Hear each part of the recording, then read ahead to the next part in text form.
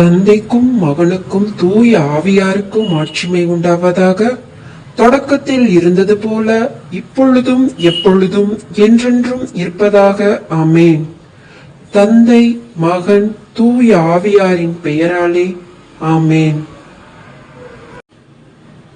விண்ணுலகில் இருக்கிற எங்கள் தந்தையே, உமது பெயர் தூயது என போற்றப் பெறுக. உமது ஆட்சி வருக. உமது திருவுளம் விண்ணுலகில் நிறைவேறுவது போல மண்ணுலகிலும் நிறைவேறுக. எங்கள் அன்றாட உணவை இன்று எங்களுக்கு தாரும்.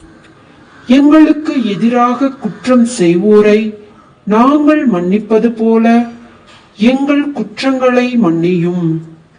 எங்களை சோதனைக்கு உட்படுத்தாதேயும், தீயோனிடமிருந்து எங்களை விடுவித்தருளும். ஆமேன்.